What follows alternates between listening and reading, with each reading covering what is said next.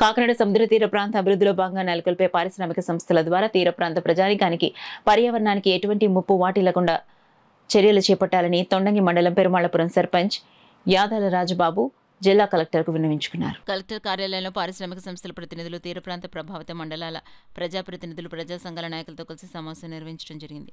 ఈ సమావేశం అనంతరం రాజబాబు మీడియాతో మాట్లాడుతూ కేఏసీజెడ్ ద్వారా సేకరించిన సుమారు 10,500 ఎకరాల భూమిలో రాష్ట్ర ఉప ముఖ్యమంత్రి పవన్ కళ్యాణ్ చొరవతో పలు రకాల సంస్థలు ఈ ప్రాంతంలో కంపెనీలు ఏర్పాటు చేయడానికి ముందుకు రావడం అభినందనీయమన్నారు.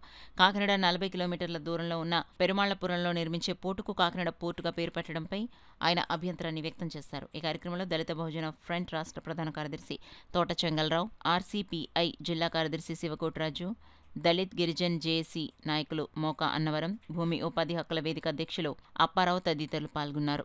అంతా పాల్గొని వివిధ సమస్యల మీద చేయడం జరిగింది. దీంట్లో ప్రధాన అజెండాగా ఎన్విరాన్మెంటు, ఎంప్లాయ్మెంటు, ల్యాండ్ అనే ఆ ఎజెండా మీద జరిగింది.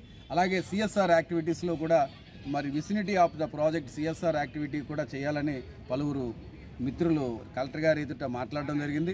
అలాగే కాంపన్సేషన్ కోసం మాట్లాడడం జరిగింది. ల్యాండ్ కాంపన్సేషన్ ఇమ్మని అడగడం జరిగింది.